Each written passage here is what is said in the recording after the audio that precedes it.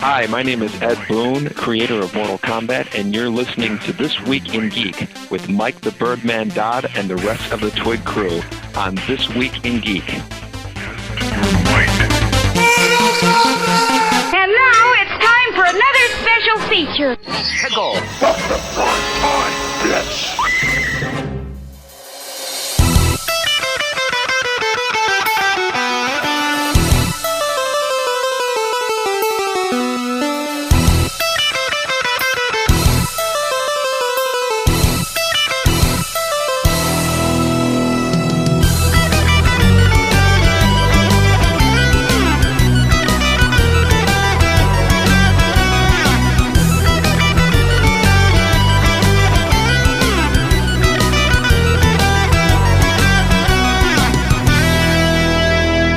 Hey guys, what's going on? You are listening to ThisWeekInGeek.net's The Prototype, the show where we talk about video games, video game culture, and all sorts of other things here. And it is, of course, the summer of Summer Games Fest, or E3 with the serial number scratched off. I'm your host, Mike the Birdman, but I'm not alone as I travel through this technological terror that me and Alex love and dread at the same time. Speaking of Alex, joined from the city of Kitchener, Ontario, Canada.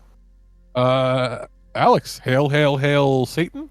Yes, and of course, yes, overtired from the last couple days, basically. Yeah, and from the great Garden State of New Jersey, we are joined by the host of this anime podcast and occasional loose cannon co-host. It's Ken Reels, and happy Jeff Cella.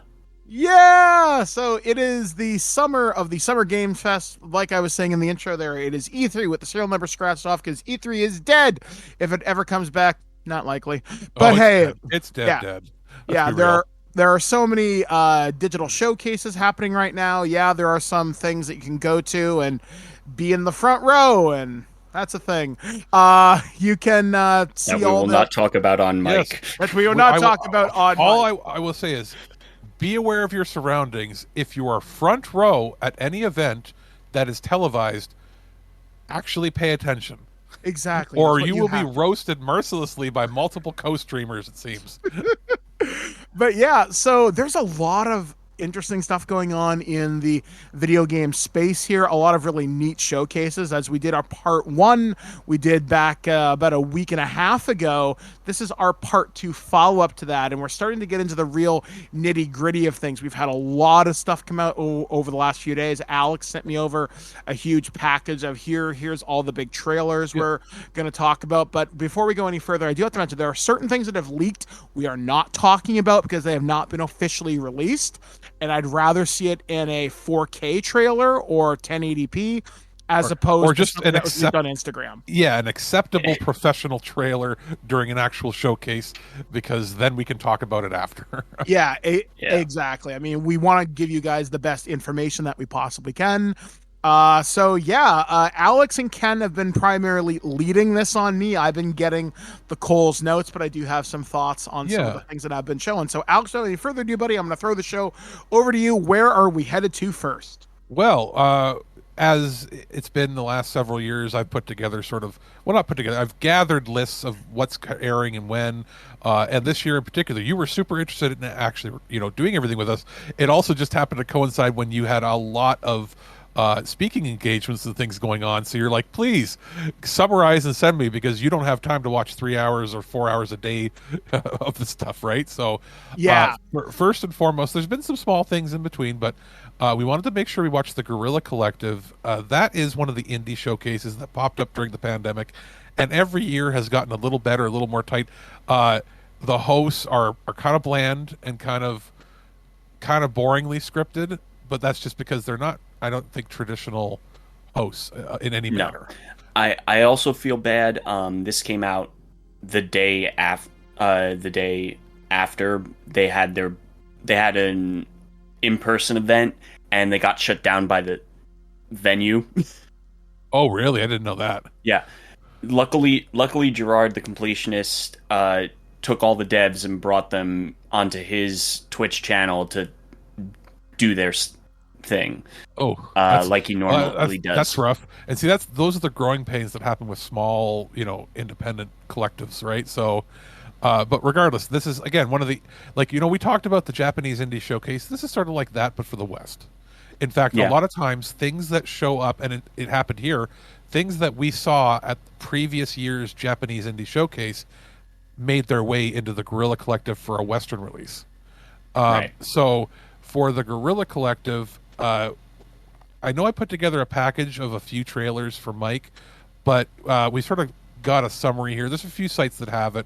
I just happened to grab one from bleedingcool.com. But things that were shown off, do we want to list everything, or do we just want to list things that we thought were interesting? I'd rather just do the things that we thought were interesting. And the one that I want to talk about, because this really grabbed my attention, because I was like, this is Ava, but not Ava. And it's called Arcseed, I think it was called. Yeah, Arcseed. Basically, into the breach, but into the breach with tower defense and Ava. Yeah, like I saw it and I'm thinking, this actually looks legitimately really cool. I mean, the thing that annoyed me, it's only because I'm an Ava fanboy, like I'm actually just going to read what kind of Bleeding Cool says about it. And it says, face an incoming alien threat known as angels that traveled interstellar space in their seed pods and arrived on Earth bringing death and destruction. You will need to upgrade your mech, manage your weapons and equipment, build the perfect deck combination, and survive all incoming archangels. You can build your city defenses with appropriate funding to create perfect city fortresses. Don't forget to give enough time for the population to evacuate. Once the buildings are empty, you can use them as part of the offensive to block incoming attacks or even crush the angels between buildings. I'm actually kind of surprised this didn't get an Ava license. This would have sold stupid well in Japan. Because it looks Do like... you know how expensive it is to get the Ava license? I can imagine, but I think it would be worth it. Personally. I think this is... If it does really well in Japan, they'll come to... The Ava guys will come to them. I hope so, because this actually looks really cool. Like the graphics look really neat. When Ken and I were watching this, the first thing we said is, "Oh, Mike's gonna want to see this one," because it's basically pixel art, isometric pixel art, tactical RPG, but it looks like Ava, like really darn close, like legally distinct Ava. Yeah, pretty friggin' much. So yeah, like it looks really interesting. Now, will that only be coming to PC, or is that coming to consoles too? It's probably going to be PC, and then I would assume first, Switch. And then it'll be PC first, probably a port to Switch in 6 months, and then the rest of the consoles another 6 months. If I had to guess, maybe Game Pass as well. I mean, ultimately, if it comes to consoles, I'll definitely play it. If it comes to PC, I don't know. That's the sort of thing where it might actually kind of get me in the playing PC games, because I know on Monday I'm going to be talking about a PC game on the show where I talk about the new Starship Troopers game that's in early access. And I'm not a PC gamer at all. Like the most games I've played recently is I played the Starship Troopers game, I played the BattleTech game, some vampire games. And the BattleTech is like 2 years ago. Yeah, so I just don't play a lot of PC, but seeing things like this that are not too hard on your hardware, stuff that looks very easy. I mean, this is something you're going to see on the Steam Deck, no problem at all. Dude, on an OLED screen, that would look amazing. Cool. Yeah, like it looks sick. And yeah, like honestly, Arcseed, out of everything there, that's definitely in my top. It's in my top 3 for sure. I'm just looking through the list here and trying to remember myself. Like there were a lot of neat looking indie titles, but like, I mean, for me, the 2 big standouts, both of which got demo drops, was Iron Meat, which is literally Contra mixed with Doom. And as soon as I played the demo for like maybe 20 minutes, and I was like, I'm buying this. I'm just gonna stop playing the demo. It looks so good, and I heard that from multiple people too. That they saw the trailer and didn't even bother with the demo because they're like, nope, I already know I'm gonna like it. Remnant 2, and then which had oh sorry, go ahead. Yeah, another one of them is something that's near and dear to my heart because I played these games when I was a kid, and that's Anton Blast, which is literally Wario Land. It's legal. Legally distinct Wario Land. Yeah, that's the one that looked cool too. And I will say, like, I talked with someone on a Discord. It was like this. People talk about how, like, oh, Pizza Tower is Wario Land. No, Pizza Tower looks like Wario Land, plays not like Wario Land. This looks and plays like Wario Land. Yeah, just with like bigger sprites. Yeah. And I was gonna say, like, Remnant 2 was shown off. That game had a pre-order up physically for like months, and nobody knew what it was gonna look like. They showed it here. Yeah. I think it looks cool. What's interesting is graphics and gameplay look good. It's only 50 Canadian, so like 40 American. It's a AA price. So maybe, rise of the AA titles are starting to happen again. They showed off Toxic Crusaders, which with a slightly longer trailer. Which I think. By the way, it's the same. I noticed this. It's the same publishers as Iron Meat. Yeah, it's RetroWare, right? Yeah, RetroWare's got a stacked year this year of releases. They showed off something. Mike, did you see? I think I sent you the trailer for Leximan. No, that one I didn't see. What's the I think that was in the. I think that was in. I don't know whether you sent it to Mike, but I saw that. Okay, it's a little bit like you sent. A little bit like Undertale, but it's like a black and white game where you're D&D whatever, but your spells and stuff. Yes. You're spelling words, and it's like you attack. Homage. Yeah. You attack him with, and you have like multiple letters together that you have to make words from, and you could have made the word for like fireball, but instead you made the word fromage, and you attack the enemy with cheese, and the enemy's response is fromage, really? And it's like a mixture of like a linguistic battle system in this weird, like, it's got a weird sort of look to it. I put in my notes typing of it's Undertale meets Typing of the Dead. Yeah, and it's going to be published by Marvelous /Xseed, so we'll probably get a review copy to check out at some point. And let me see what else was out there. There were some other neat ones, but there was a lot of generic looking, like party shooter, boring kind of looking games. Questmaster looks good. Yes, Questmaster. That's the one Zelda that's Maker. Specifically Zelda's Super Nintendo Maker. Yeah. And I saw that and I went, why can't Nintendo do this? Oh, wait, they don't want to try. Or, like, I see that and I'm like, we had Mario Maker. Why don't they do this, like, as Zelda Maker? Yeah. Sacrifier got to show off some of their stuff that I've seen because I'm a backer, but that's right. That's the first public showing of that. There was, I believe we were talking before we went on air, but Demon School. That's the one. That's the game that we saw. That's the one that I saw that was the biggest standout at the Japanese Indie Showcase last year. Yeah. And we weren't sure if it was getting a proper full English Western publishing release, and this confirmed that it is. Where it's like 90s Atlas Persona 1 style mixed with FF Tactics. FF Tactics, yeah. So I was like, oh, that's kind of cool. It's very dark and interesting. Dark Deity 2 is coming out. Dark Deity 1 was actually one of the surprise good tactics games that came out last year or two. There were a few other RPGs. There was a WrestleQuest Spotlight.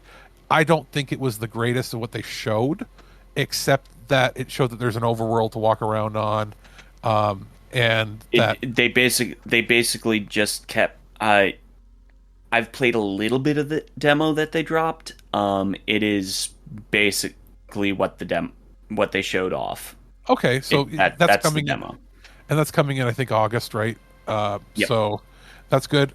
Griffith Academy is a coming of age RPG, like from a new studio. I remember they're using like indie music in it.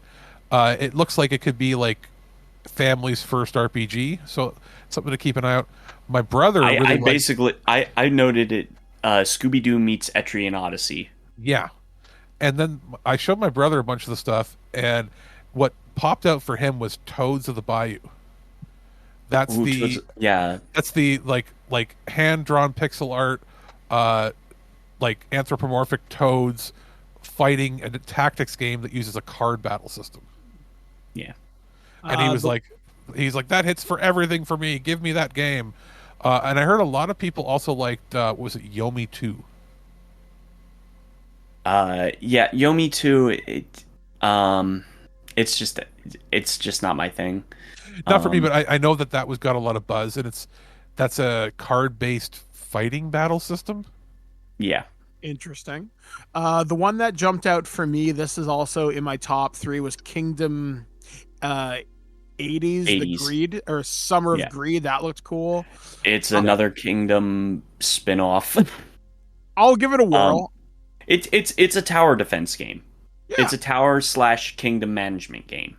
The other one that I saw, and we've talked about it before on the show, or at least during the kind of main show, we saw yet another trailer for Toxic Crusaders. Has this been dated yet? Toxic Crusaders, I don't think has a date just yet. Do you think it'll be this year? Yeah, it's definitely this year, they said. If I had to guess, it's probably a September or October.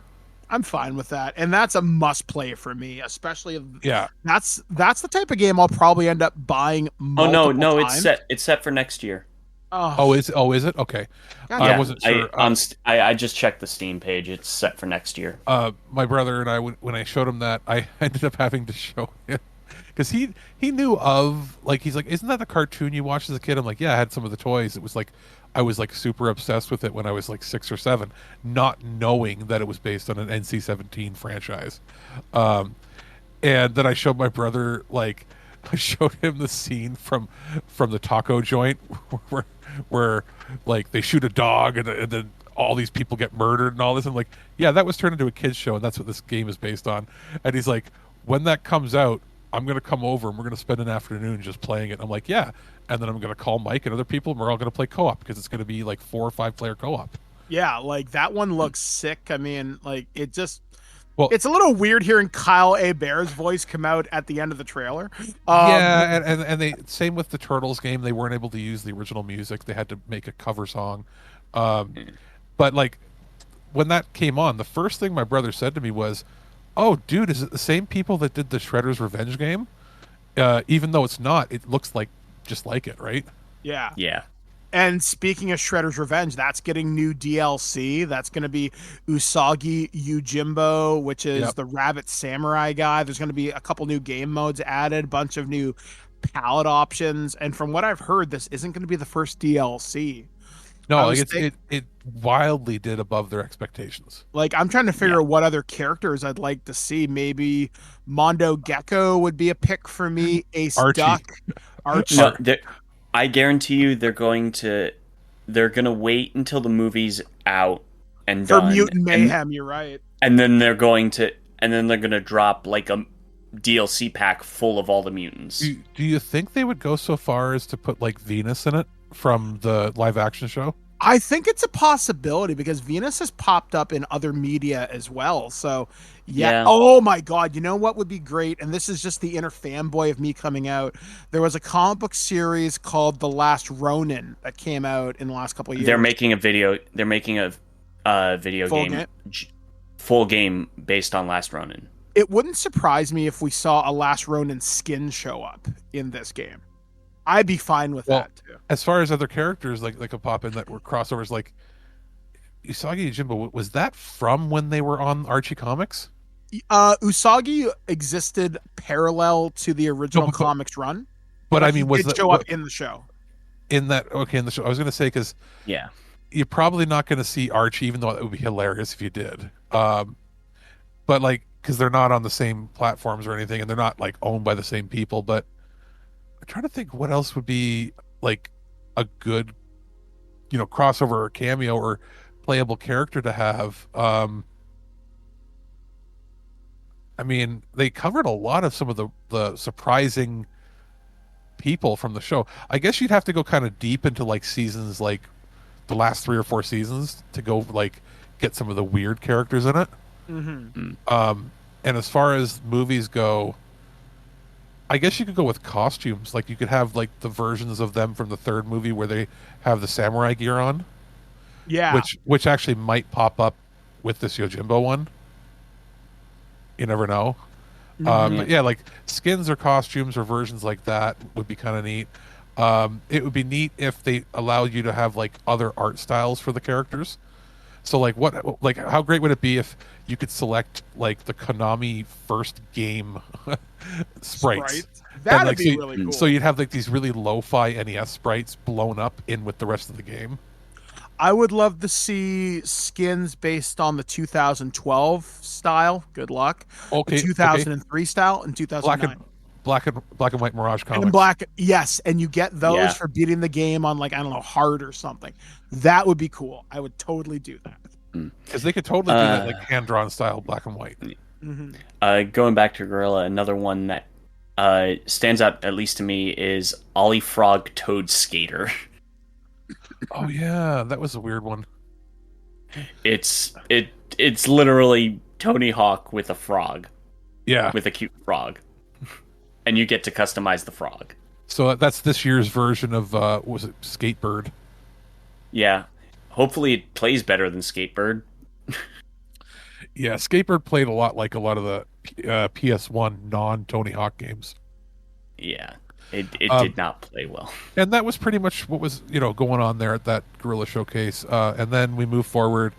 We move forward a day, and we have the Summer Game Fest, which turned out. I mean, I would say on like the scale of like, A, B, C, D, F, whatever category, it was a B plus.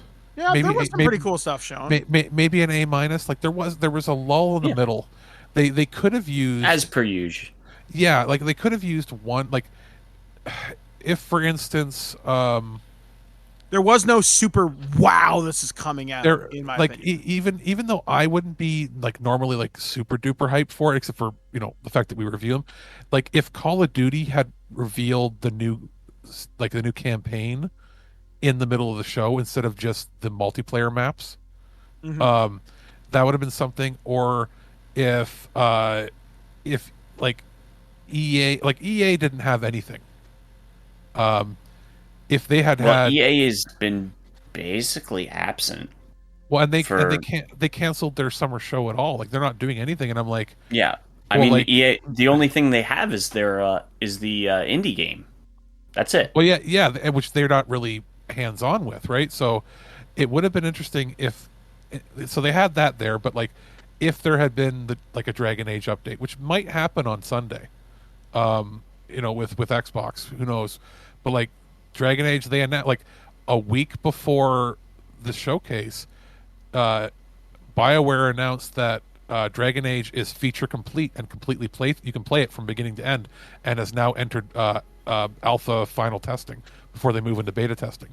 And they also announced, it's rumored, they haven't officially said anything, but people can piece two and two together, that the Austin BioWare devs, they're now being pulled off of Knights of the Old Republic. Yeah, that the Old Republic MMO is finally going to be shut down, and they're going to. It's not shut down. It's just going to be given to someone else. New content is being shut down, and they're going to move support to one of the other studios.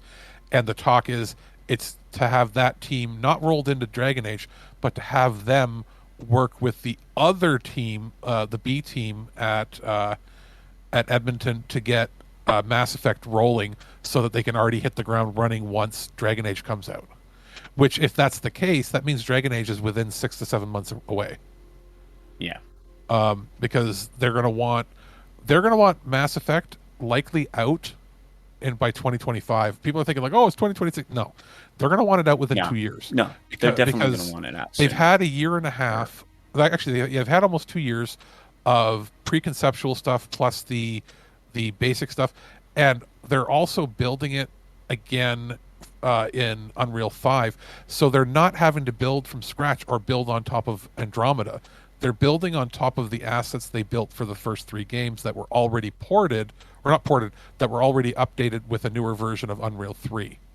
So they're just basically taking the tools that they already have and all the assets and redoing them for 2 generations newer. It's a lot quicker than having to go like We already know Frostbite is terrible for an RPG.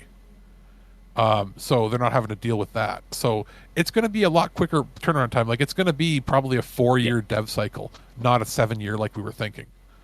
But yeah, so outside of that, I would say it was a, you could argue it's either an A- or a B+, I would say, showcase. Way better than the Sony one. So getting into it, the Rock Paper Shotgun has it luckily all in order. They opened the show with something that hadn't leaked, which is Prince of Persia: The Lost Crown, which looks really cool. A reimagining of the original style of Prince of Persia, but done in a and they admitted it's a Metroidvania style. Yep. And I will clarify something. They sent press emails out, 2 of them.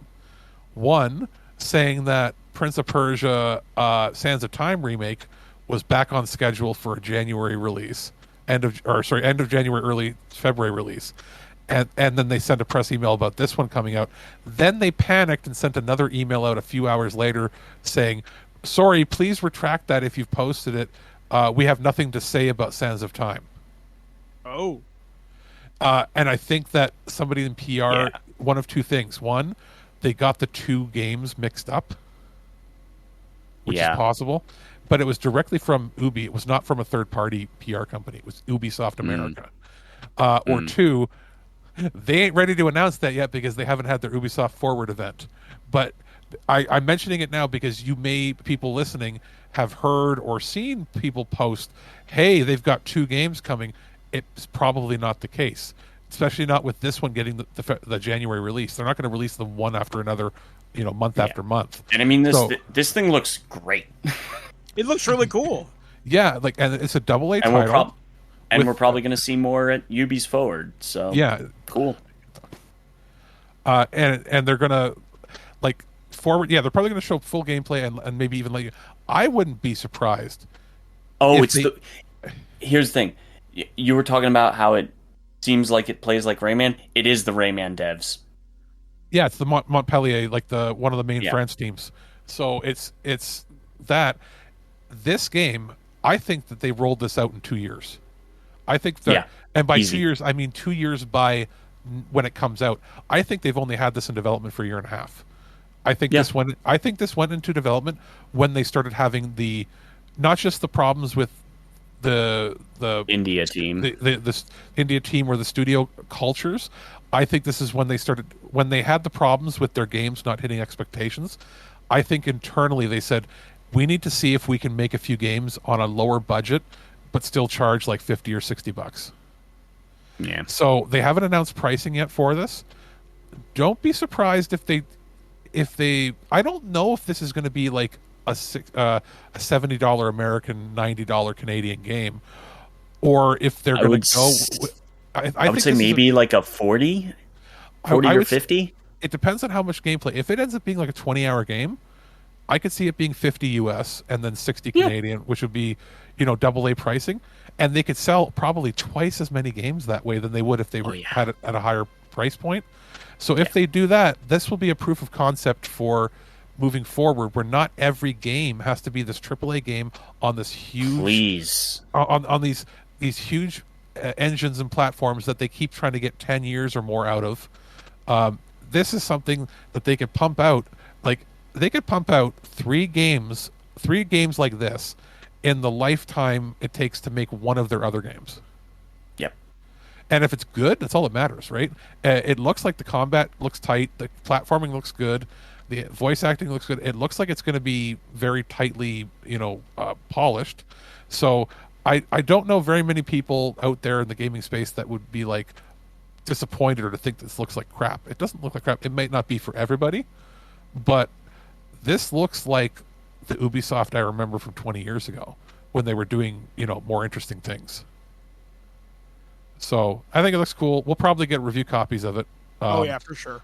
Especially if it's a cheaper game, they're probably more willing to give out a bunch of codes for us to check out and have us talk about it. Then I'll probably shut up because, Michael, you saw the Mortal Kombat stuff, right? I did, yep. And yes. So this looks really cool. Interesting combat system where you can tag in partners, so not unlike Marvel versus Capcom. It looks like it's going to be a little bit easier to control as a fighter. This is the rebooted continuity after Mortal Kombat 11's 11's conclusion, where Liu Kang is now the god of fire, Raiden is now an ordinary mortal, and the characters that they may have names, but the backgrounds may be a little bit different. They showed a bunch of the cameo characters like Stryker, Kano, Jax, Scorpion, and Sub-Zero, obviously, and Goro. I don't think that was Goro. I think that was just a random show. No, that was Goro. No, that's Goro. That was Goro. Because we put together the trailers for you, you didn't see the Ed Boon talk afterwards. Okay. Yeah. So and there's Ed Boon another comes out and he talks and he goes, and I think you saw Goro, and he says that it's Goro for sure. okay. Yeah, and then there's another thing that he said in that talk, which was that cameo fighters can be regular fighters and fighters can be cameos, but it's probably going to be more balanced. Like, if you're a cameo fighter, the odds of you being an actual fighter are slim. Basically, you'll be able to play as Sub-Zero in this universe, and then you could also have Sub-Zero from the original universe as your cameo fighter. So yes, it's two Sub-Zeros, but they'll have different fighting styles. Okay. And then they also said that Jean-Claude Van Damme, which is part of the Day One DLC, he is legitimately voicing his character. Yeah, and he is not a cameo. When he's in there, he's either playing Johnny Cage as like as an extra version of Johnny Cage, or he's replacing the Johnny Cage in the game. They haven't confirmed whether that is true or not, because they showed Johnny in the trailer. It's not been confirmed whether or not, if you download him, if he replaces him or not. I would assume he's not replacing him, and he's just going to be another version of him from another timeline. And they did say that he not only is voicing him, he did mocap and stuff for it. Yep. So we'll finally get to see him do the, even though he's like 60, he'll be doing the split punch. I mean, he still does it. Yeah, that's true. So I think, Mike, you're probably super duper hyped for that, eh? Yeah, like it's because it's inconsistent whether we get games from Warner Brothers. I'm going to try and get this for review, so I would love to talk about it. I mean, I've been playing Mortal Kombat since the 90s, so this is my jam. I'm really hoping at some point we finally get a Mortal Kombat collection of the rebooted continuity on one platform that we can play Mortal Kombat 9, 10, and 11. Well, I'm kind of surprised we haven't. I have a question for you. Are you more excited for this or Street Fighter that just came out? Probably Mortal Kombat, just because that's a storyline I've been invested in for years. I did kind of dip out between Mortal Kombat Deception to Armageddon, and then I came back in pretty hard with 9. So the bad years. Yeah, basically, yeah, long story short. But yeah, like I think this is going to be really cool. I know you can pre-order the collector's edition right now. Good luck finding it though. But yeah, it looks fairly cool. I'm definitely looking forward to it. And the thing I really like about Mortal Kombat is that's a game you don't necessarily need to play on a stick to be good at. That's a game that you can play with a controller and be really good at. And they even said that the assists, like the cameos, one button press. Yeah, so it's a one button press. And it's contextual. So if you just call them out when you're standing there, they'll do something. If you're in the middle of a combo, or if you're in the middle of a combo and press it, they will come out and finish the combo. If you're at the end of a combo and just finished, they'll have another move set. Like their move sets on top of the fact that they showed, like, I guess they can be part of fatalities as well. Yes, combo fatalities, which is really cool. So yeah, I mean, it's going to be neat when that comes out in September, which is a lot sooner than I was expecting. So yeah. Oh absolutely. Path of Exile 2, is that like made by people that wanted to do Diablo better than Diablo, but now it's kind of close to when good Diablo came out, so I don't know if it's going to do well. Path of Exile is here's the thing with Path of Exile. It has its fan base. Those fans are friggin' psychos. Sorry. Super duper into it. Yeah.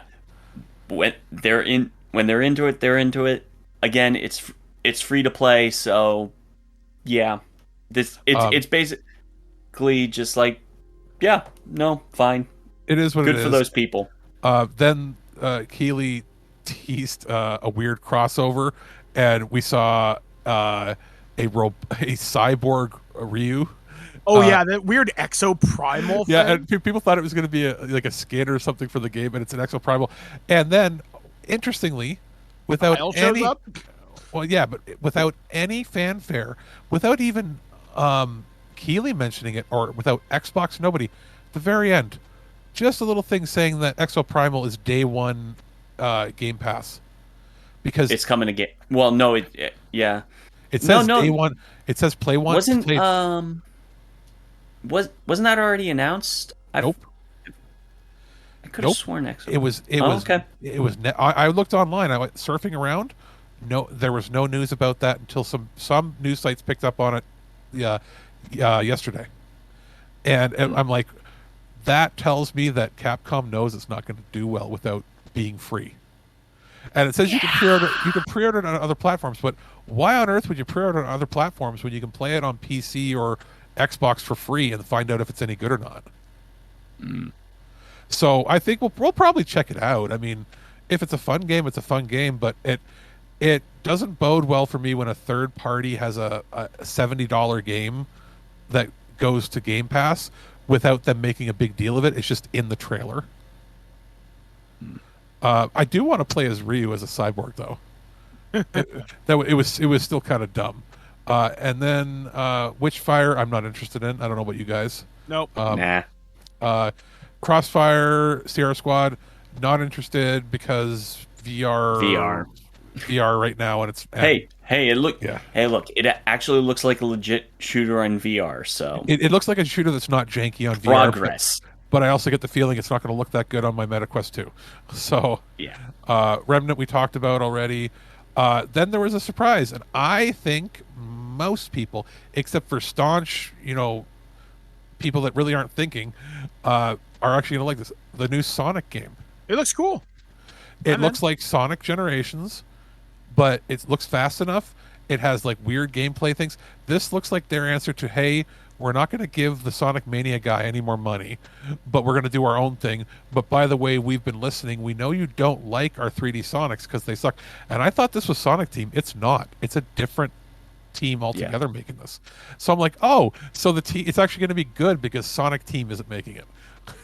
So yeah, pretty much. Watch this game sell more than the last Sonic, and then watch them panic because they don't understand why. That's the problem with Sega, is they don't understand why their games aren't selling. They don't understand why.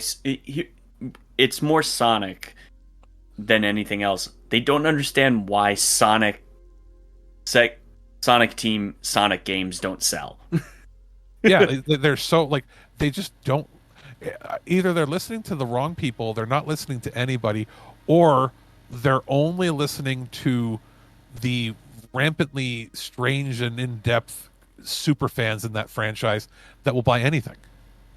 Because like, I tried the new game, I hated it. To me, that was worse than Balan Wonderworld. Like, it was so bad. And Balan Wonderworld got a guy put in prison for 7 years or whatever. At the very least, the one thing I will give the latest Sonic one, for Sonic Frontiers, right? Yeah. Sonic Frontiers. I will give Sonic Frontiers credit. The soundtrack was ballin'. The soundtrack is good. The game was boring and had bad collision. So the game itself, I can't say, but the soundtrack kicked ass. This new Sonic looks pretty good. What else? We're going to skip Honkai Railroad, whatever the hell it is, because it's going to be another Chinese government game. Lies of P.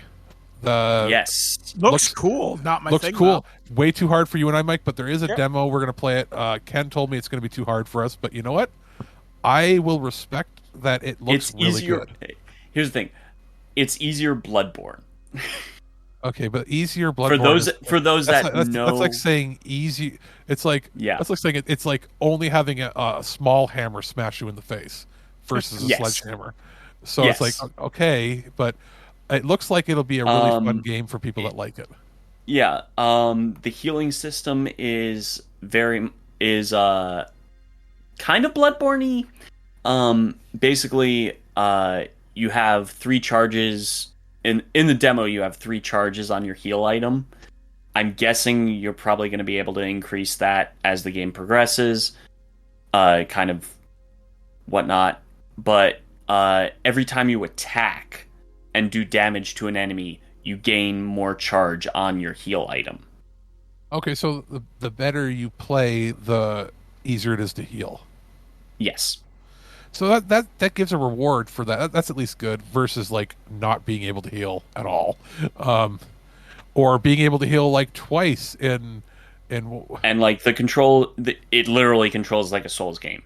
Like the button layout is exactly like a Souls game. Okay, well we'll give it to him. Then there was the Akira Toriyama game that was surprising, and I have been looking for the last day now, asking on forums. Nobody knows what the song that was being played there because I wanted to add it to my playlist. It must be some indie song. It might be also associated with the anime, which is dropping in a few weeks. Okay, because if it is, that song slaps, and I want it, but nobody knows what it is. But that is Sandland. Wasn't that a manga from like 25 years ago or something? Or 20 yes, years it's ago? a manga from 25 years ago, and Toei is finally making it into an anime, and apparently they're making a game of it too. So yeah, and they made a big deal about it being made in Unreal 5. I think it's one of the first Japanese games to do that. So that means, I think so. Yeah, I think it's the first Bandai game.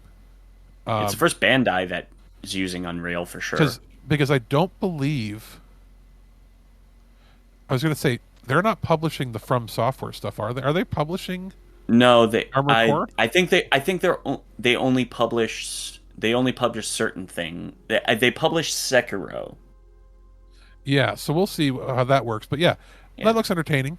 And I think they are publishing. I'm pretty sure they're publishing. But I also don't know if that's Unreal 5 or not, or that might still be 4. It might be 4. I don't know. Whatever. Because that's been in development for years. So yeah. But yes, and then we can skip Throne of Liberty. Screw that. Throne of Liberty, which is another MMO. Warhaven, we can skip that.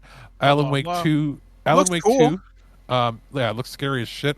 That looks I still own Alan Wake 1 Remastered, which I haven't played yet on disc. I'll play it, and then I'm going to lend it to you, Mike, so you can play the remastered game. All right. Because I figure if we do get a review copy of Alan Wake 2, that's going to be a U game. Oh because like I liked the first one when I reviewed it way back in the day. But and I'm going to play the first one. Like I'll be able to play the first one because even though it's going to be scary, yes, it's a thriller, with scary aspects.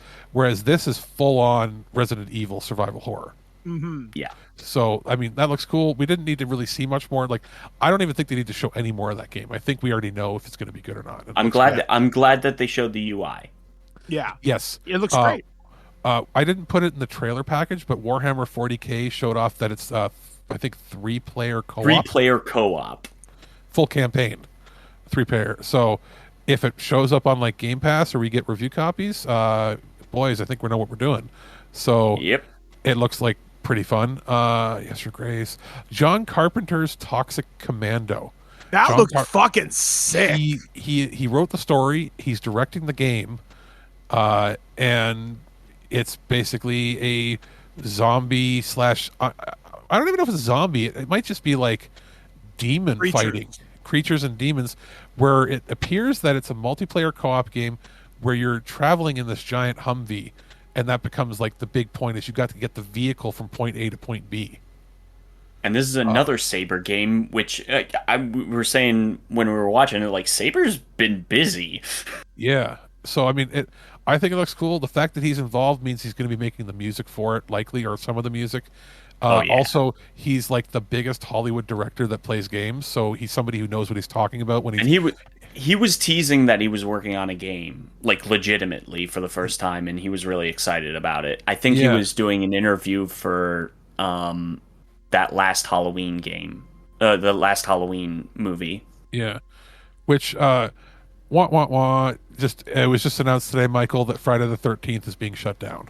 Yeah, I saw Yeah. that happened, and the game will remain functional till the end of next year. The game's is Yeah, being but dropped to $4, which that that means the single player will still work, and Yeah. all the DLCs being available for $1. It's still a fantastic game. The problem is with it Yeah. now, because there are no dedicated servers, you have to go peer to peer with it, and the game is rife with hackers, which sucks. Yeah, And that's why there's I'm so saying many it's exploits. kind of unfortunately dead. But yeah, so But there is a new Friday the 13th game being developed that is not Yeah. being done by Gun Media. So I'm looking forward to whatever it is. Yeah. Actually, somebody posted a really interesting idea about it. If they did it in the style of the Quarry or the Dark Pictures anthology, that would be an amazing Friday Yeah. the 13th experience. oh, absolutely. Or you know what? Put that on VR. Yeah. You know, but Yeah. basically you're a person and you're walking. Remake the game for the NES only in VR, where you're walking around and you don't know at any time he could be coming close, and you only know when you hear that ha ha ha sound. Yeah, that would be amazing. So, Baldur's Gate 3, they mentioned that another main villain is being voiced by Jason Isaacs, which is great. The trailer felt a little out of place because it felt more like something you'd see at the PC gaming show. I did an early access. Who knows? They'll preview of probably that. show it again at the PC gaming show. I think my early access preview was in like 2019. Yeah. Yeah, no, it's when been I in got- early access for a long time. Again, these are the same guys that developed the Divinity games. Yeah, it's going to be good, and this looks nothing like what I played 4 years ago. Oh no, it is a completely different game. They literally overhaul. I think it was like maybe 6 months into early access, they overhauled the entire system and how the dice gets rolled. Because I feel that the dice rolling was like legit dice rolling, and they had to do fudge rolls because the game wasn't fun. See, I filled out another form to get the final release when it comes out, so I can compare. Hopefully, we get a chance to do that. Spider-Man announced their release date of October. That's on my Basically. birthday. Which, by the way, basically. you got Gotham Knights last year, Alex. I want this game. This is my birthday game. Well, Gotham Knights was not from Sony, so you're on your own, bitch. Fuck you. Yeah, this game, this is the game I'm probably the most looking forward to this year, because I remember, Alex, when Spider-Man originally came out back in 2018. Yeah, we played the shit out of that. Well, you played Yep. it. I didn't get it for review. I ended up. You got it from your brother, Did I borrow your copy? Did No, you get it 'cause- physical? No, I got it digital. So I borrowed my brother's copy then. Yeah, but it was such a fun game, and like all the gameplay I've seen of it so far looks astounding. Like I am so into this. Yeah. So And I know me and Alex offer, talked off camera offer- about what the end is. Oh yeah. I mean, okay. My prediction is, Mike, that, and it's looking more and more so like it's going to be the case. My prediction is that you're going to start the game, and very, very early on, you're going to get the symbiote. And what's going to happen is because they announced during this talk, which I don't know if that was in the trailer that we sent you. In the talk, the developer said that it is not Eddie Brock as Venom. Yeah, it's probably going to be Harry Osborn. Well, okay. My prediction, Mike, and if I'm right, you owe me. I'll buy you lunch. Yes, and if I'm wrong, nothing happens. no. If I'm wrong, I buy you lunch. My prediction is that it's going to be Harry, and so you're gonna have to, and then you're gonna have to team up to get him. Originally, I was saying maybe you have to fight Spider-Man. Yeah, here's what's going to happen: you're going to fight Harry, and it's going to take you teaming up with Kraven, and then the symbiote's going to jump to Kraven. And that's going to be the final boss. That'd be a really fun final fight. Think about it. Kraven the Hunter, his natural abilities enhanced by Venom. Yeah. And then how you beat the game is you have to team up as both Spider-Mans, jumping between them in battle, because it's the only way you can take on Venom Kraven. That'll be sick. I would seriously look for So it. again, if I'm right, it's lunchtime, buddy. And if I'm wrong, it's still lunchtime. So either way, we both win, technically. Exactly. But yeah, so there's that. Pal World. Pal World. Oh, that's the Pokemon game where they have shotguns.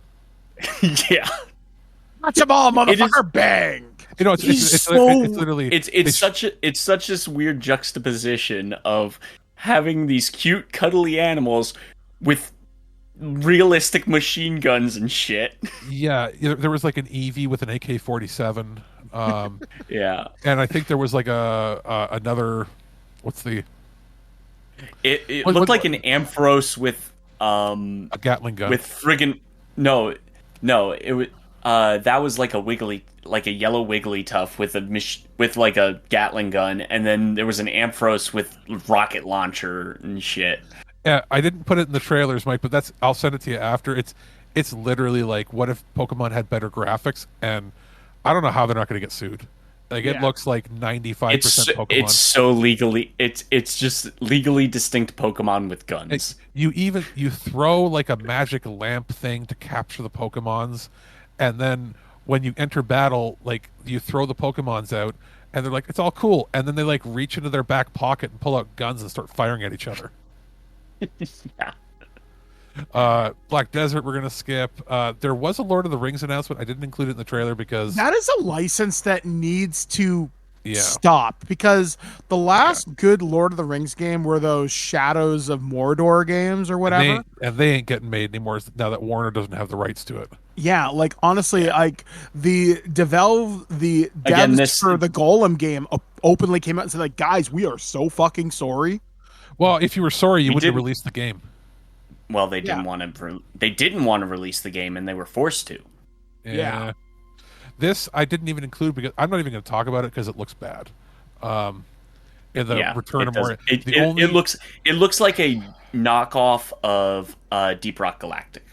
Yeah, the only thing it had going for it was it had John Rhys Davies do the narration of the trailer. Yeah. Sure. Then there was a. Oh, they had, like, at one point they showed The Witcher Season 3 Part 1 or something trailer. Yeah. I'm like, big deal. I haven't seen the rest of it. But one of the bigger things they showed that I'm happy about is we finally got to see the next Don't Nod game, Banisher's Ghosts of New Eden. That actually looks surprisingly neat. I think I may dig that. It looks like The Witcher mixed with with their style of, like, narrative games. And, like, you had the option to spare the ghost or to banish it. Medieval Ghostbusters is what I called it. And because it's Don't Nod, you know it's going to have deep consequences for every choice you make, like The Witcher. Yeah. So, looks fun. Looks like you're going to be crying a lot in that game because you're going around with the ghost of your dead wife, it looks like. And you transfer, like, you can switch between the main dude and then the ghost form of his companion. And you just know that at the end of the game, you're going to have to make a choice to banish your wife or not. Yeah. Oh, yeah. That's definitely the final choice. And depending on maybe the choices you make, you might have different options. So who knows? I'm happy for that. Like, I'm always happy when there's more BioWare-style games coming out. And, you know, this studio, this is the team that made Vampire, mixed with the team that made Life is Strange. On a higher budget. Yeah. So I'm like, okay, I'm game for that. And if you didn't know, Vampire's big, interesting plot point, there were some things that weren't executed as well, and they were a little more Eurojank. This looks a lot less Eurojank, by the way. Was with Vampire, the system had, for you to level up, you had to feed on people. And the more people you fed on as a vampire, the more powers you got, and the easier your combat became. Here's the downside. The more people you killed, the worse ending you got. The best ending to the game could only be got if you beat the game without killing anyone and were basically level 1. And that was a really cool idea. And I don't know if they're going to do something like that here, but still. Like a Dragon trailer had already leaked early, and they showed that. I thought every game was going to be JRPG style, but I forgot. This is the last one. This is the very last one. This is the Gaiden game. This is the middle ground between this is the one Yakuza 6 and Yakuza 8. Yeah, isn't this explaining what was happening between with Kiryu between 6, 7, and 8, right? Yeah. Well, it's before 8 because 8 is gonna. So 8 we're gonna have Kiryu and So expect that at some point in this game, you're going to see the events cross over with what happened in 7. Possibly. And so it looks like actiony. It looks fun. We'll see what happens. Apparently, he now has like a magic whip. Yeah. I'm like, sure. And again, this is the first game in the series, first of their action games, that appears to have 60 FPS, like as the normal for the battle system. Whereas I think they did that when they ported. Yeah, when they ported the stuff to PC. They did that, and I believe FPS. Yeah, this is using an enhanced version of the battle system from Judgment 1 and 2. Judgment, yeah. So yeah, cool. COD Season 4 arrives. Yep. Okay, that's all they showed. Again, very surprised. No COD reveal. Is COD going to do a reveal at Xbox? Maybe. Probably. Because they didn't do one at Sony. Probably because they thought they were going to be owned by them by at this point. Yeah. Fae Farm, EA. The only joke was that after he showed that, Jeff Keighley, like the crowd was like kind of clapping. Jeff goes, "Hey, I told you. You know, I promised variety. You had Diablo 4 and Fae Farm in the same show." Ben Brode came out for some Marvel Snap stuff. And the crowd which I stopped died. playing for that. The crowd was dead. Hey, they didn't even cheer. Yeah. Hey, I'm still playing it. And that's fine, but you could tell the crowd. The crowd was dead. The crowd was full of press people that weren't paid to be planted there. They were people that paid to go to the event, and they did not want to see a mobile card game. Yeah, like the Marvel license and the Marvel Bank of Goodwill, Marvel needs a hit. Like Guardians 3 did okay. Like Guardians 3 did it. Okay. Spider-Man's doing all right. Spider-Man's doing great. Yeah. And that's what this recent season of Snap is. It's Spider-Man themed. Oh, in that case, maybe I'll jump back in then. Yeah, Spider-Gwen is making move decks possible. Ooh. Yeah, like I'm not gonna complain. It's not my thing, and it was. I was surprised at how quiet the crowd got. Yeah, the crowd was really dead, and the dude did his best to maintain it. But like Ben is a bundle of energy. He is that kind of dude. But you could tell that afterwards he was probably like, "Oh man, this was not a good showing for us." Because if you clipped out just that presentation, you'd think there wasn't an audience. Anyway, I'm skipping a bunch of stuff because we don't care about it, and I don't think any of our listeners do. No. And we're jumping to Star Trek Infinite, which I thought was a mobile game. It is not. It is a console and PC strategy game. Yeah, it looks like Birth of the Federation or Star Trek Conquest, if you happen to remember those games. I think you can get them both at goodoldgames.com. Yeah. Fantastic. I think this looks cool, although I'm reading the description and it says, set decades before Star Trek The Next Generation, players will run an entire fleet of ships while taking control of the 4 powers of the universe, the Federation, the Romulans, the Cardassians, and the Klingons. Yet they use Picard in the artwork, so I don't know if that's true or not. I think it's going to be jumping back and forth. Well, yeah, because they're talking about the Borg. I'm like, but we didn't run into the Borg formally until Q Who. So the poster for it has what's his name? Has Gowron in it. Yeah, I'm like, the hell? It has Gowron, Ducat, and who else? Bottom left corner something is screaming. Either one of the Romulans. Either someone fucked up the press release or something. Yeah, but no more. It says on the 16th, which is Picard Day. We'll see. So I'm gonna skip. They'll drop a trailer or something on Picard Day. Immortals of Avium. I hope it does well, and I hope it's good because it's the big project from EA's like their indie game right now. Because label. Yeah, where they're hands off, but they just pump money into it. So if it does well for them, and they pumped a lot of money into this. Yeah, they pumped regular EA money into it. So, and I think it's from a veteran team that worked on a bunch of other like big budget games back in the day. So if it does well, it is a bunch of vets. If it does well, it means we're going to get more indie titles from them where they're not filling it full of like microtransactions and stuff. Fortnite, there was at one Optimus point. Prime shows up. Yes. Yeah.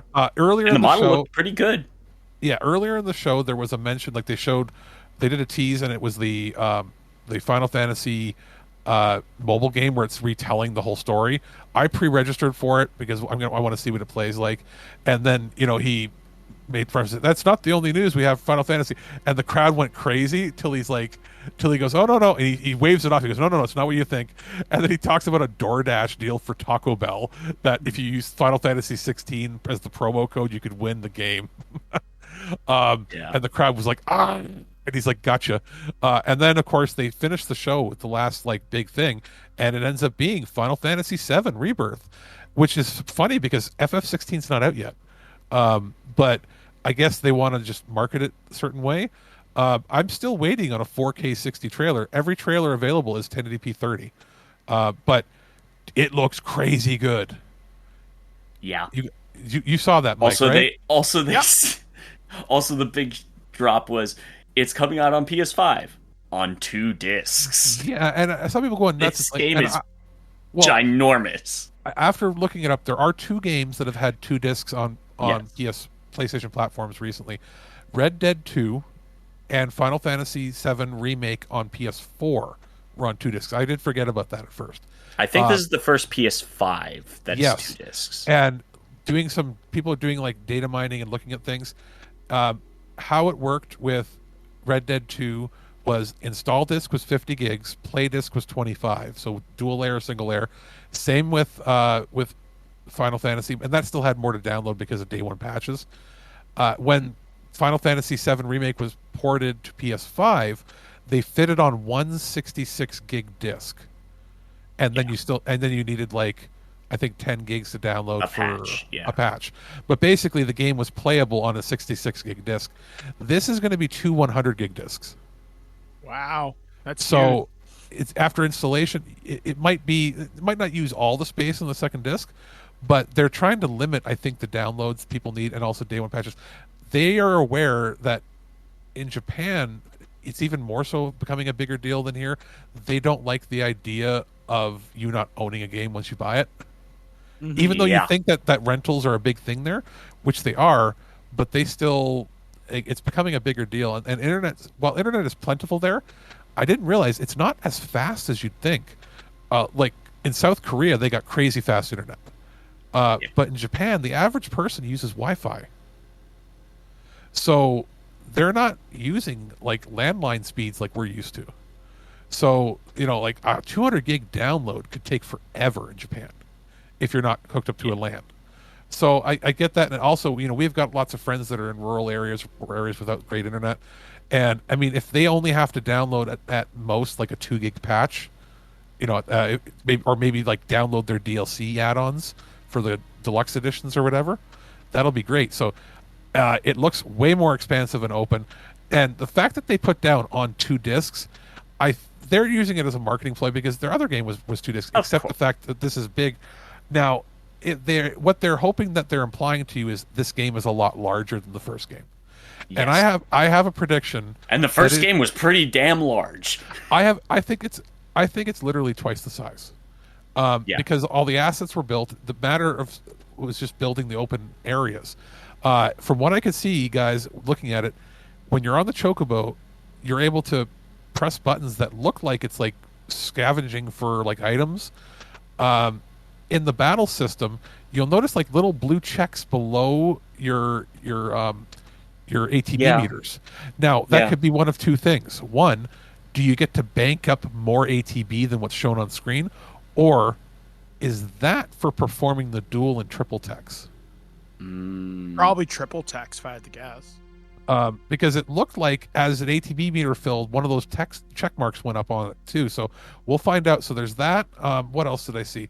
You saw footage of Red 13 being playable. You saw some time traveling stuff. So prediction. And I mentioned this, spoiler predictions or predictions. I guess it's not spoiler if it's a prediction.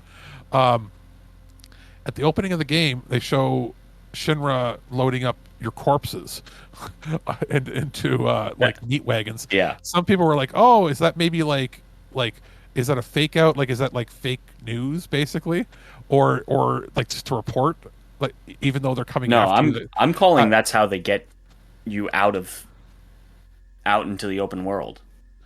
well, there's either that, like, you get help from Reeve that way, maybe, or two. Here's my prediction. They talk about it being on a highway and all. I think those are the monsters you were fighting in the.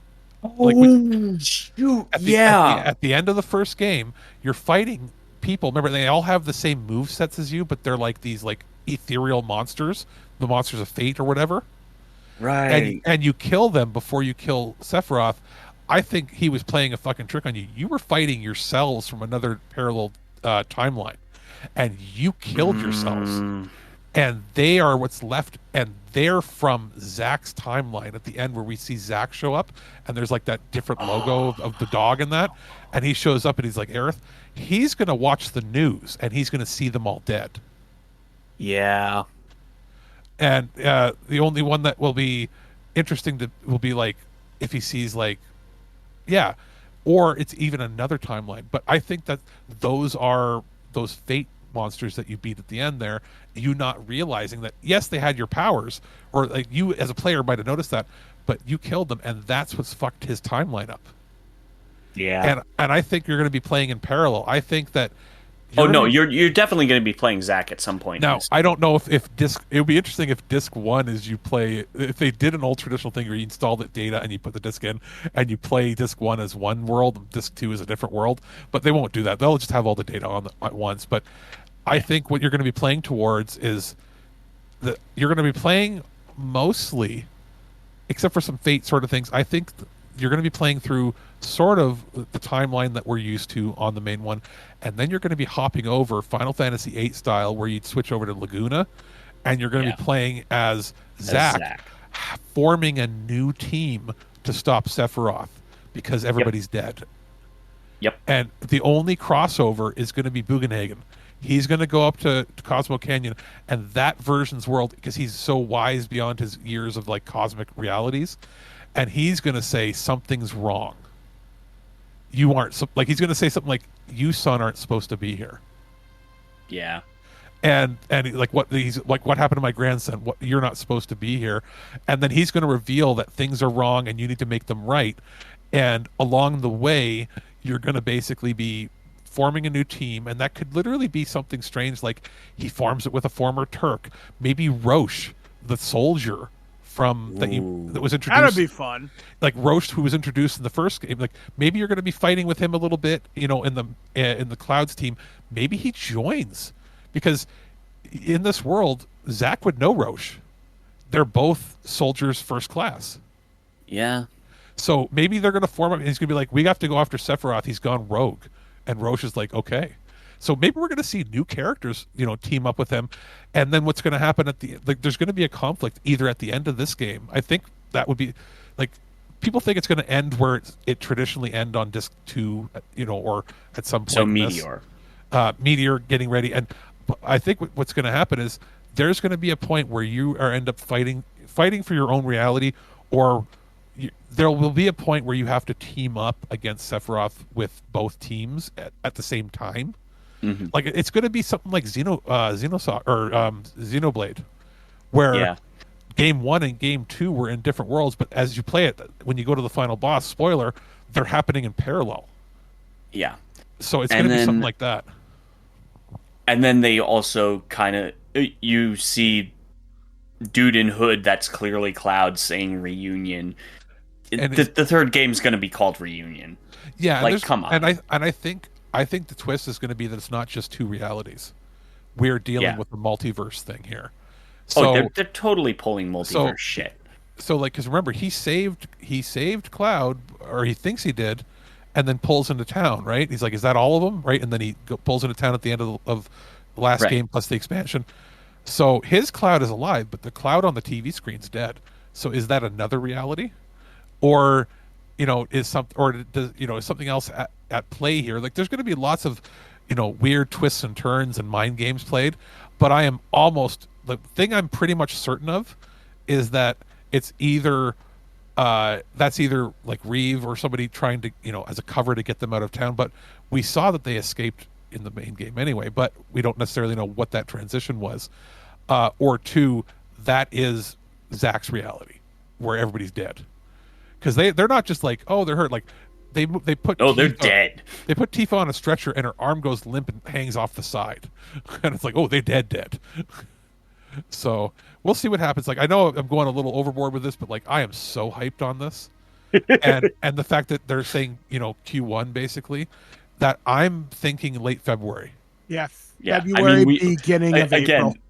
Again, Alex, when Remake came out, we talked for like 2 hours. Yeah, so I mean, it's I'm surprised it's still within 6 months of another Final Fantasy, but we will see. I was a little surprised because that's how this show ended. I'm surprised that they didn't have anything for Dragon Quest 12. They didn't have anything for Dragon Quest 3 HD 2D. That might be at Nintendo's though. Whenever Nintendo does something, in fact, maybe both or they just do a random drop on their YouTube. Yeah, like they've done for a couple of things. Yeah, that to me seems like something for a Nintendo partner direct. Oh yeah. If Nintendo's publishing it in certain territories, I think the HD 2D they do that for North America for all the games. So we'll see about that. Nothing from Dragon Age, which again might see in the next couple days. And that was pretty much that. Mike, you didn't see the Devolver Direct. No, but we could tell you it was a 20-ish minute, right? Or about 20 minutes or so. Something called Volvi. The Return of Volvi. Which they made up an alternate history, Mike, where the biggest mascot in gaming history was not Mario. It was Volvi, the Devolver rat, where it has one giant arm, or one giant hand, and they have to keep emphasizing for gaming because it looks like a giant jerk-off hand. Oh, dear. And it's like they mentioned it multiple times. It's like it was something so special about him with him and his giant hand for gaming, and they made up like fake commercials, fake toys, fake food products, tie-ins with it. And some of the shirts and toys are available on their store because of course merch and hats and plushies, and they're making it like it's the return of a classic character. And they said it was more famous than all the other famous mascots, including Gex. Including Gex, and it was Arrow the Acrobat. Arrow the Acrobat, yeah. And then who else? There was a couple others they included. Bonk. Oh yeah, Bonk was the only somewhat famous one, but they didn't mention any of the actual successful ones. And then they showed off, like, again, fake commercials, games they did, how they went through a dark period where it had to be edgy, and it was a 2.0 version for the PlayStation 1 and PlayStation 2 in a game called, was it like Throat Rash or Mouth Rash or something? And then they brought out Volve-E, the newest version, which was a robot AI that you could prompt it like ChatGPT to make a game, and it would make a game on the fly for you and not have to be made by any of those pesky programmers or stinky developers, as they while they had the creator of Volvi standing right there on stage. Yeah, and they pointed at him when they said stinky developer. And then they had and the games that it created when they prompted it were actual games, 4 games that they were making. And every time it made a game, it had a tube out the back of it shit out black sludge. Apparently it had to process and digest the ideas, and then the ideas were shit out of the back of it. Yeah. And then it ended with it being hooked up to the internet and ChatGPT with it going crazy, it having a giant tentacle gaming arm break out of the robot shell and attack and kill everybody. And then the creator of Volve went up to it, touched it, it had gentle eyes, and then asked it to kill it. So he killed Volve. And that was their showcase, and it was 4 games. One of which, Mike, you'll really like. It was hilarious. It is was it Baby Steps? It is a game where you control a man, and it's a walking simulator to get from point A to point B, but you control the only legs. It's QWOP. Yeah, the rest of the body you don't get to control. So you have to control each leg individually, and if you walk weird, you fall over. It's like Octodad. That's weird. It's from the devs of Ape Out, and then also the writer of Getting Over It with Bennett Foddy. So it's It's really out there. This was the best showcase they've ever done because previously, you know how grating and like I loved it, but you know how like screamy and over the top they got with their showcases. Yeah. This was very meta and strange, so that was more fun. It was less screamy. And then the final thing we're talking about today is what just aired today, which is the Accessibility Summer Showcase. Yeah, the only one of these games that really grabbed my attention was it's I forget the name of it. You guys will have to help me, but it's where it's you and your girlfriend are fighting monsters, but it's also part dating simulator at the same time. That was Boss Game. What's that? That was Boss Game. Yeah, The final boss Game, yeah. Boss Game, the final boss. That's the lesbian girlfriend game. Yeah, that looks fun. Yeah. And it's a mobile game, so yeah, sure. I'd play Yeah, that. mobile, and then It's PC. already out on mobile. Yeah, Oh, and coming to Steam, I think later this summer. and it's called Boss Game, you said? Yep. Yeah, Let's Boss see how Game much it is. is one word. It's on Steam, and Boss Game, the final boss is my heart. Yeah, It's I think already it's- available on Android, iOS. $10, doing it. yeah, me too. I'm Yep. probably gonna stream it. I think. And again, all these games, everything here was put together for people, as they mentioned in the opening of the 40-ish minute or so presentation. It is for people that have accessibility needs, whether it be mental or physical, that might not know what games are being announced everywhere else that they can actually play. So that like so many people get hyped up that they want to play a game and then find out that there's a need that they have that they can't play it with. You know what I mean? So, and most of these are either developed by people that have physical challenges or mental challenges, or people that Have are like direct consultants. yeah, direct consultants directly, and not just like, oh, hey, it'd be nice if you could do this. No, like the design process is working with people in the community. So they showed off a bunch of games. There's a bunch that might not be for us or for everybody, but a lot of them are like things like colorblind modes, multiple color modes. One of the games had the ability to turn color off almost entirely, where everything turns black and white grayscale except for the main characters and any interactable object. So if you have trouble processing or get overwhelmed with too much happening, you can do that. There was a VR title, which we're not big VR people, but there's a VR title where it's open-ended. There's no like fail state where you can accidentally take too long or something.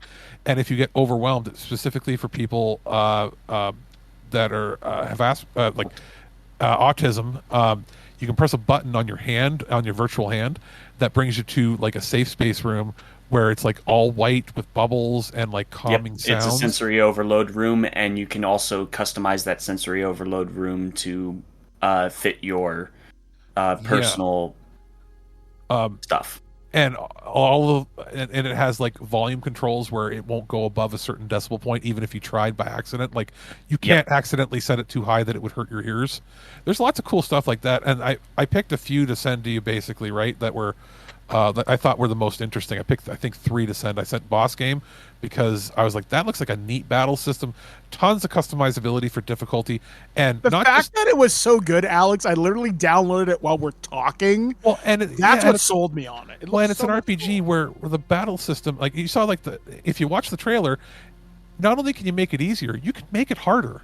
You can make the difficulty sliders go way up beyond what the like. So it's not just, accessibility doesn't mean just making me physically able to play it or making me able to process it, or making it easier. It can also mean, in many opens up cases, the ability to play yeah, it's like, hey, I may be colorblind, but I also like playing really hard games. So don't make the game easier because I'm colorblind. I want to make it harder, but have a colorblind mode, or I want to make it sensory, less sensory overload, but I also want it to be, balls hard. So that's what it means, and that's the game that's kind of doing that. The other one, Sniper Elite, was the only big company game shown there.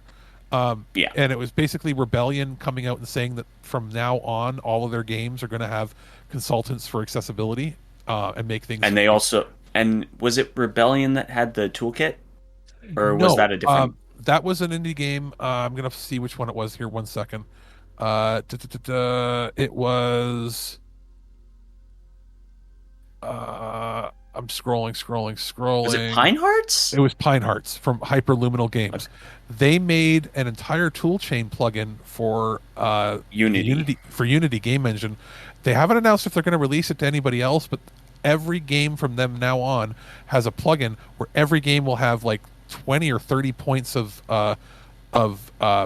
accessibility built in, so they don't even have to worry about it. It's just going to be built into their engine. And that was also the game that had like the monochrome everything except the important shit. And a lot of these games are also getting descriptive video for everything, or the ability for speech to text and text to speech as input options. Yep. The other game I sent you, Mike, and that I thought I wanted to highlight was Princess Farmer. That's the Connect 3 game. It's you can play that game completely one-handed. Yeah, I thought that was really interesting. I'm thinking, if you have dexterity issues, right? Like, you can play it with one hand on one controller, keyboard. It's on Switch, PS4, PS5, Xbox One, Xbox Series, iOS, Android, PC. That's a game you could play on the bus, super easy, while keeping your like kind of head up to do other things. That's what I liked about it. It's a game that really provides you that ease of use to just do whatever. And they said that progression to other levels is not held back by like other games where it will be like, to move on you have to get 3 stars or more. If you get 1 star, you can still move on.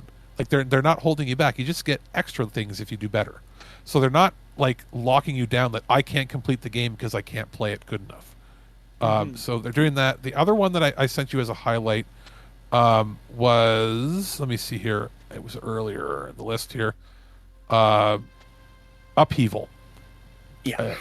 Upheaval is the one where it is a visual game, but it's a text-based that's adventure. like the old school MUDs. And for those of you that don't know what that is, a MUD is a multi-user dungeon, and that's how you used to play games on forums. So way back in the early days of the internet, where you had the telnet in the certain servers. I'm probably speaking Japanese to some people here, but so it's like this game. It has visual. It has a lot of like graphics, but it is a reading and then clicking based. You can control the game by mouse click, by keyboard, by touch, or so simple, by voice to text interpretation. So you can say commands and it will interpret it and do it. Also, it can be sent, like, interestingly, so it has a graphical mode, right, like this, and the whole point of the game is you've got so many days, I think it's 30 days till in-game days, there's so many cycles of turn-based until the wizard comes to town, and you're supposed to like help appease the wizard or help factions and do secure, like, fantasy stuff. But if you're somebody who has like anxiety about timed games, you can turn off the time thing and just play as long as you want, and then click a button to have it so that it goes to the end game when it's time. So you can do that, but also you can press a button or have it set up so that it switches to a DOS prompt where it becomes like a multi-user dungeon, like you were saying, Mike. So you can have the input on a super high contrast black and white screen with just text, or black and whatever color you want, and you can send it to certain branded mobile devices for people that have people that have visual aids and stuff. Like, I don't know what they're called, but like, how there's like the AAC devices for people that need the ability for it to speak for them. They're like special devices for people that are nearly blind that are like special tablets, and it basically works with proprietary tablets. And it's like, holy shit. And again, voice to speech, speech to voice, voice to text and text to voice, all that stuff. And it's one dude that made it. Yep. Yeah, it's pretty cool, actually. And he, I forget, was it that game or was it the last game? It was the last game. I didn't send it to you, Mike, but there's a game called Stories of Blossom. It was, I think, one of the last things they showed, if not the last. Is this the one where they had the it's game? It's the point and click that can be played without seeing anything. Yeah, it can be played completely from descriptive video and voice commands. And it looks like a watercolor painting, but done in the art style of like Caillou, the TV show. Oh, that's cool. It's about somebody who comes in contact with like a world of like mushroom things or something. Mushroom people thing. I don't know. And it was introduced by a dude who is a game influencer, plays games online and Steam and all that, or on like Twitch and all that. and he is a gamer completely without sight, born without sight, and he was the consultant to make it. He goes, I worked on a game with this, as a consultant on the stuff where you don't need to see, and it's a point and click adventure. That's astounding. And I was like, dude. And not all these. I think that might be one of them. But out of all these games, there were more listed here. A whole bunch of them at the end had Ontario Media Fund, grants on them. So a lot of these games was. I see one of them, Soul State, was the visual novel game. Ontario creates. So there's a lot of these local things. We might have to look into maybe doing some interviews or finding out about some of these games, because it seems like a fair amount of these indie accessibility titles are being made like in our backyard, Mike. Yeah, that's kind of what I'm thinking. So maybe I'll have to pit some of these stories to some of the newspapers that I work for. Well, I mean, yeah, and they could use a lot of the the press, and that just the fact that it seemed like I thought I saw 4 or 5 of these that were made here. And I was like, whoa, that's a fair amount. Like, the showcase was hosted in the UK, but it was on UK time. But it was a fair amount here. Usually you see like a variety of people all around the world, but it was a lot was here. So maybe it has something to do with, certain grants that we have here. Maybe some of the disability, laws and mandates we have going. But I thought that was kind of neat. So yeah, smaller showcase. This was the first year they've run it. I'm hoping that in the future we see more and more, and maybe in the future it can be something that's piggybacked onto like Summer Game Fest on like Jeff Keighley's channel or something, so I can have more eyes on it. Yeah, I mean, again, Laura has been a really big name when it comes to accessibility in gaming. She's a journalist. She's been doing this stuff for well over 10 years at this point. And yeah, this is kind of her niche, and she's been killing it. Like anytime something comes up that's a big game, she'll actually just buy the game and review the accessibility functionality of it and tell you exactly how accessible it is. Yeah, so lots of strides being made, and again, this was part 2 of our coverage. I think this is probably a good ending point because there's not much else. There were some things that were released in between trailers. I guess Day of the Devs, there wasn't anything. Was there anything really big there? Because I didn't watch. Except Eternights had the trailer. Yeah, show. Eternights had their show showing. Eternights is also now slated for September tentatively. I think that's probably going to get pushed, but Mike, that's the game that was shown at the PlayStation show or PlayStation thing last year. Premiere, yeah, and that's the one. That's the one that's like the Persona game where you're like holding hands. Okay, and it's only made by one dude. That's incredible. Who played the dude played Persona 5, loved it so much, decided to make his own game. So yeah, and it has a full English dub too. Yeah. Some of the stuff that showed at Day of the Devs, Hyper Light Breaker showed off some actual gameplay. If you aren't following the No Clip documentary that they're doing, that's the first time you've seen any gameplay of that. Viewfinder showed off some more footage. They literally directly reference that it's part subliminal, part portal. And that's exactly what it looks like. Was there anything from Double Fine, or are they waiting for like a Xbox showcase? Yeah, no, nothing directly from Double Fine. Haunty was a really cool thing. It was a hand-drawn art of just a 2-color art style in terms of how it's presented. And it controls like a twin-stick shooter, but it's not a twin-stick shooter.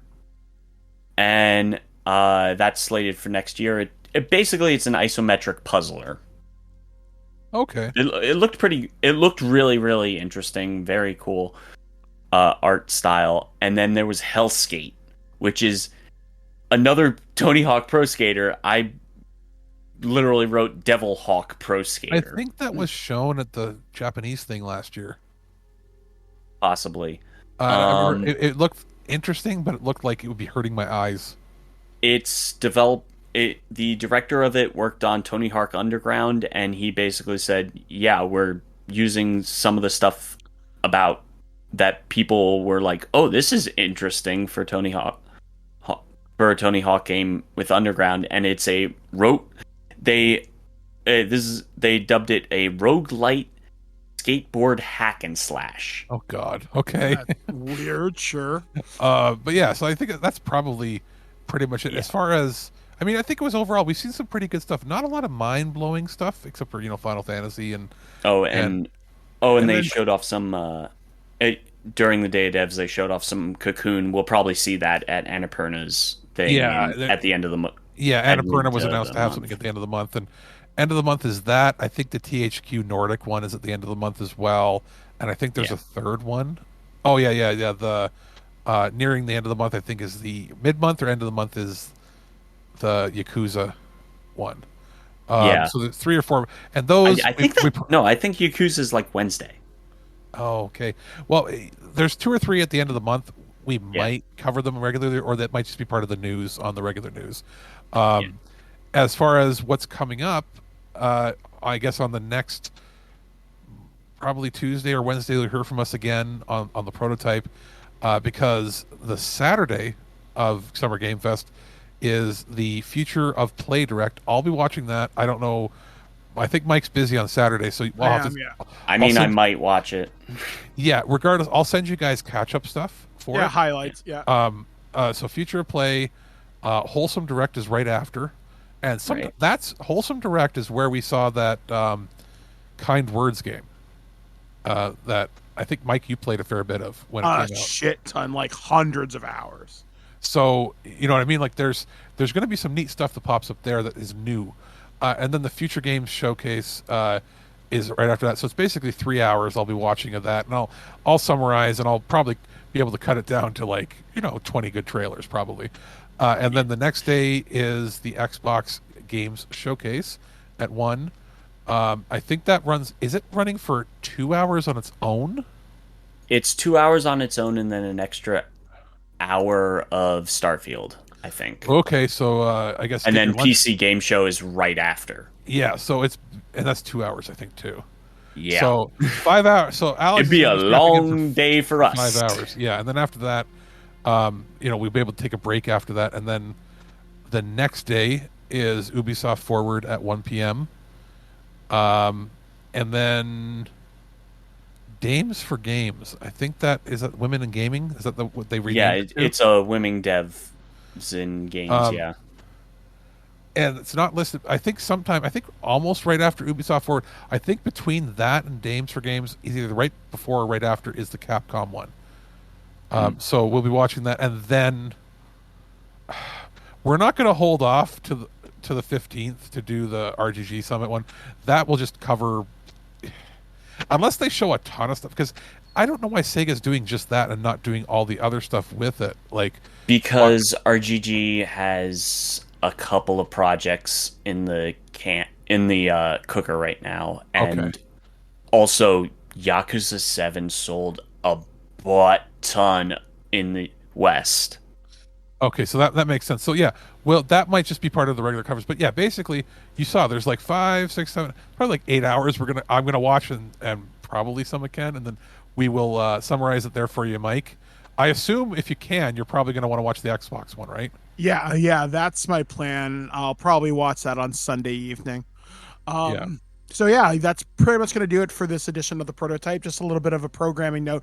Just due to the fact that we are covering so much stuff, as we mentioned last week, we're going to have an abbreviated show this week. We're going to have a couple of movies, a couple of games, maybe some toys in there for review, and then just kind of catch up on what we've been doing. And a lot of me this week has been being stuck at home because my wheelchair is busted, as is tradition every summer. So and me staying inside because the smog was going to kill me, and I had a hard time breathing.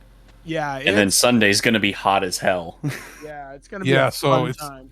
I mean, I'm just happy that we're all together to record this stuff, in a reasonable time, because the last couple of years I love covering this stuff, that, but I also was starting to go a little crazy where it was 12 shows spread over 3 months, and nobody else was interested in recording or couldn't because of timing, and it was such a pain to try to cover. Like, there was no E3. This at least feels like we're having an E3 week, even if it's a week and a half when you include or almost 2 weeks if you include Sony. It is condensed enough that all we really have to worry about is maybe some stuff midsummer when Nintendo decides to get off their ass, and if Sony decides to do another one or something. But looks like we'll have prototypes throughout the summer at some point, but we're not having to do this staggered crazy showcase stuff. We're able to get all 3 programs out within roughly about a week or so. So all right. Yeah, all right. I mean I think I'm good to go. I'm happy with everything that was shown. Would you say that it's been better than the last few years, guys, so far? This year had me more engaged than previous years. This year I didn't dread covering stuff. This year, yeah, I actually kind of give a shit again, and maybe that's because the games recently have been entertaining, so I've got stuff to look forward to. So this year, hype stuff, a lot of good stuff coming down the pipeline. I bought a game during this show, so that should tell you something. Yes. So yeah, support accessibility. Exactly. So for the prototype, we have been starting in Kitchener. Alex, the producer. From New Jersey, it's Ken. All right, guys, and I have been Mike the Birdman saying we'll catch you guys next time right here on the prototype. But as always, be excellent to each other. We'll catch you guys again next time right here on ThisWeekInGeek.net.